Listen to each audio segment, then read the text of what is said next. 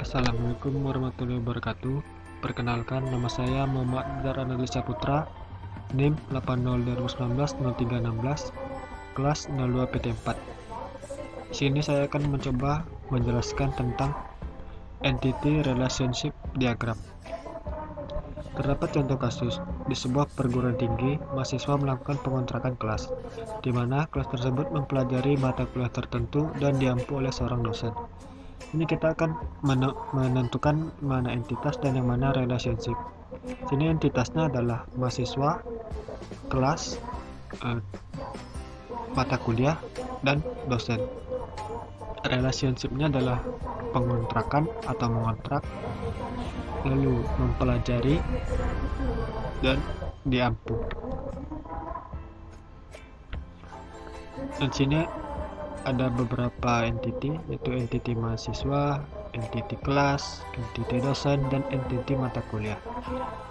Entity mahasiswa terdapat beberapa atribut, yaitu ID mahasiswa sebagai primary key, lalu ada NIM, nama mahasiswa, jenis kelamin, tempat lahir, tanggal lahir, agama, domisili, nomor HP, hobi, dan IPK.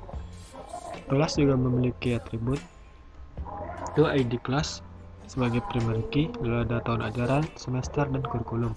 Dosen juga memiliki atribut, yaitu ID dosen sebagai primary key, lalu ada NIP, nama dosen, dan jenis kelamin.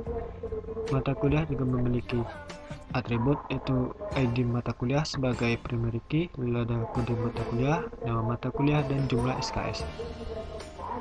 Hubungan dari mahasiswa ke kelas itu notasinya adalah many to many. Kita akan menemukan dulu yang mana constraint maksimum dan yang mana constraint minimum. Mahasiswa ke kelas, constraint maksimumnya satu mahasiswa bisa mengontrak berapa kelas, itu adalah banyak atau more. Lalu constraint minimumnya, apakah untuk menjadi mahasiswa harus mengontrak kelas? Jawabannya adalah zero atau tidak. Ini adalah contohnya atau simbolnya. Lalu hubungan antara kelas ke mahasiswa, constraint maksimumnya satu kelas bisa dikontrak berapa mahasiswa, jawabannya adalah banyak atau more. Lalu constraint minimumnya, apakah untuk menjadi kelas harus dikontrak mahasiswa, jawabannya adalah ya atau one. Ini adalah contoh simbol. Notifikasinya atau hubungannya adalah many to many.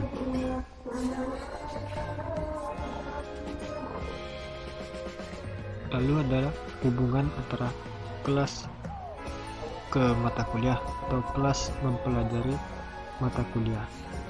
Constraint maksimumnya adalah satu kelas bisa mempelajari berapa mata kuliah, jawabannya adalah 1.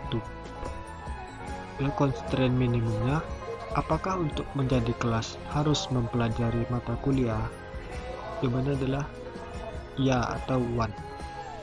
Mengapa? Karena mahasiswa dalam satu kelas hanya mempelajari satu mata kuliah. Jadi untuk apa ada sebuah kelas jika tidak ada satupun mata kuliah? Lalu hubungan antara mata kuliah ke kelas atau mata kuliah dipelajari kelas.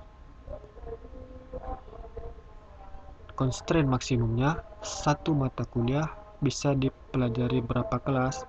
Jawabannya adalah banyak, karena satu mata kuliah itu bisa diambil oleh beberapa kelas seperti kelas 03, 04, 05, dan kelas lainnya. Lalu constraint minimumnya, apakah untuk menjadi mata kuliah harus dipelajari kelas? Jawabannya adalah zero atau tidak. Karena mata kuliah atau contohnya mata kuliah basis data atau pemrograman itu tidak perlu hanya dipelajari di dalam kelas, itu bisa di tempat lain. Ini adalah contohnya atau simbolnya. Yang di atas adalah nilai maksimum, yang di bawah adalah minimum. Ini juga yang di atas adalah minimum, yang di bawah adalah constraint maksimum. Lalu hubungan antara kelas ke dosen atau kelas diampu dosen.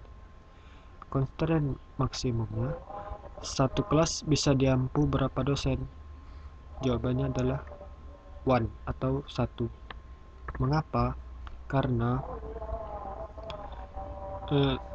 satu kelas misalnya dalam satu jadwal adalah mata kuliah basis data. Nah, di dalam satu jadwal itu tidak bisa sekali dua, seperti jam 8 langsung belajar basis data dan pemrograman, itu tidak bisa. Jadi hanya satu. Lalu constraint minimumnya, apakah untuk menjadi kelas harus diampu dosen? Itu adalah ya atau 1. Mengapa? Karena untuk apa jika tidak ada dosen tetapi ada kelasnya? Ini adalah constraint maksimumnya yang di bawah, constraint minimumnya yang di atas. Lalu hubungan dari dosen ke kelas atau dosen mengampu kelas. Constraint maksimumnya, satu dosen bisa mengampu berapa kelas? Itu banyak.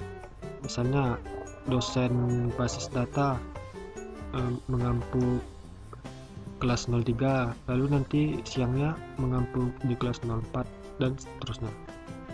Lalu constraint minimumnya, apakah untuk menjadi dosen harus mengampu kelas? Menurut saya itu 0 atau tidak.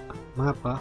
Karena dosen itu tidak hanya dosen di kelas, ada juga dosen pembimbing akademik dan dosen pembimbing skripsi. Mungkin itulah penjelasan dari saya tentang entity relationship diagram. Lebih dan kurangnya mohon maaf. Wabillahi taufiq wal hidayah. Wassalamualaikum warahmatullahi wabarakatuh.